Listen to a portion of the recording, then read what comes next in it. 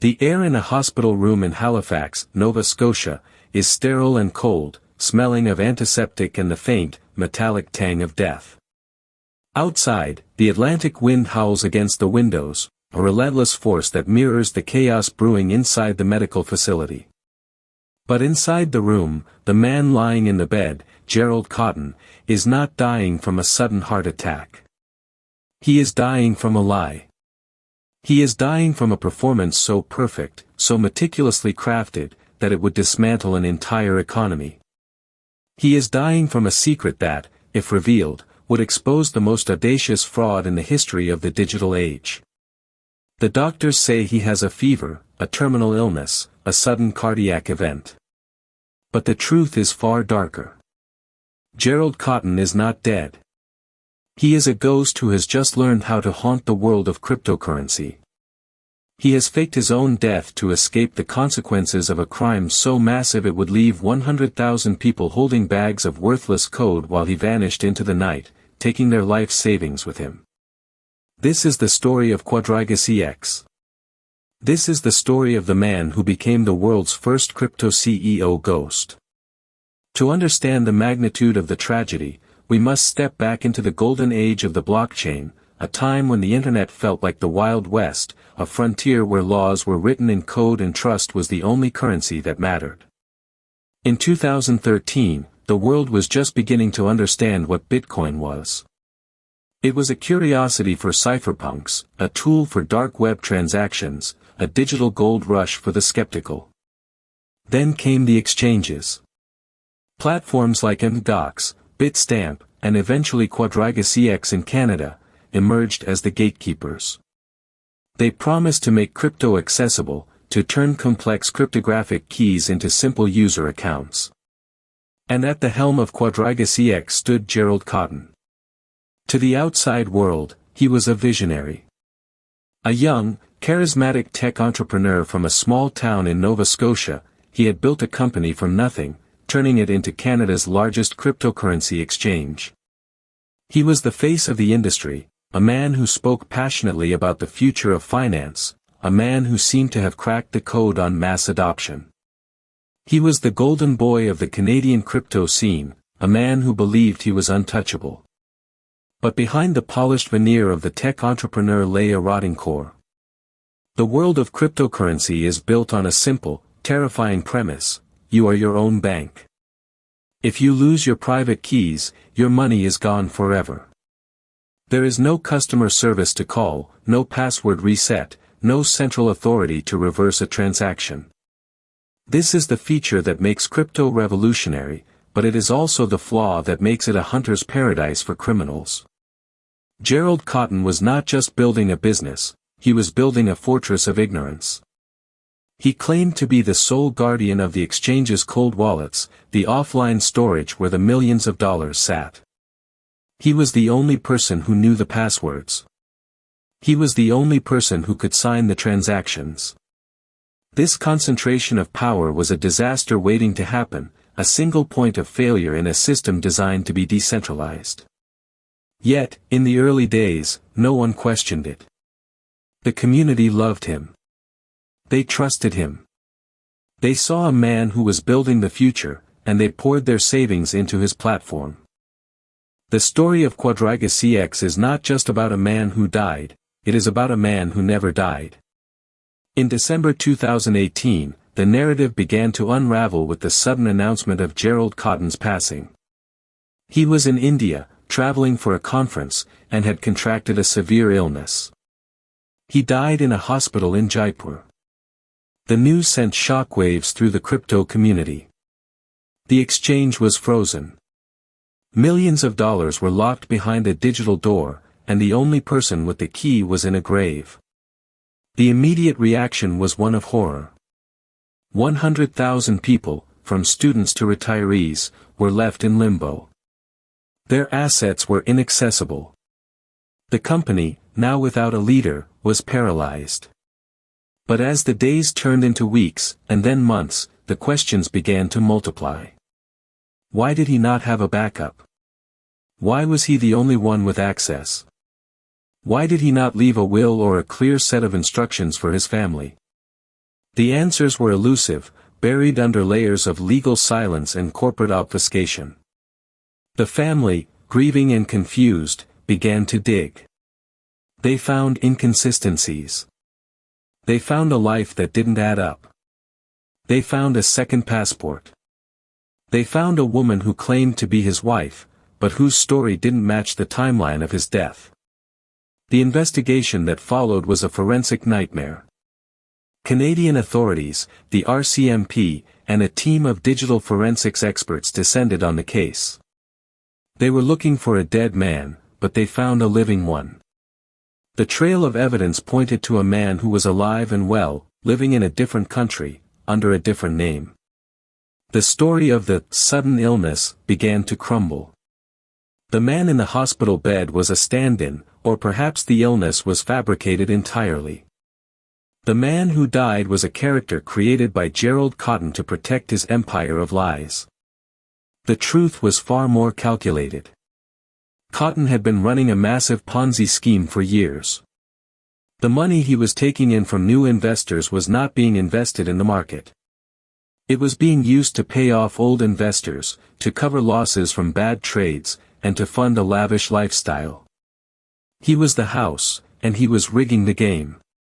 The exchange was a shell company, a digital facade built on a foundation of stolen funds. The cold wallets he spoke of were likely empty or filled with stolen assets that he had siphoned off. To understand how he pulled this off, we have to look at the technical architecture of the deception. In the world of blockchain, security is absolute. A transaction is signed with a private key, and that signature is mathematically verified by the network. If you have the key, you have the money. If you don't, you have nothing. Cotten exploited this absolute trust. He created a system where he was the sole administrator. He used a technique known as key fragmentation, but in his case, he didn't fragment it to share the burden, he fragmented it to hide it. He likely used a combination of hardware wallets, encrypted hard drives, and physical notes stored in locations known only to him. When the pressure mounted, when the auditors asked questions, when the withdrawal started to exceed the inflow, he didn't panic. He executed the final phase of his plan. He created a digital persona, a fake death, and he used the chaos of the blockchain to his advantage. Because the blockchain is immutable, once the keys are lost, the money is lost. But in Cotten's case, the keys were never lost, they were just hidden. He moved the funds to new wallets, likely using the same private keys he had generated years ago, but he did it in a way that made it look like the funds were locked in the old, inaccessible wallets. He used the time zone differences, the language barriers, and the sheer complexity of the digital landscape to buy himself time. The technical details of the fraud are chilling in their simplicity.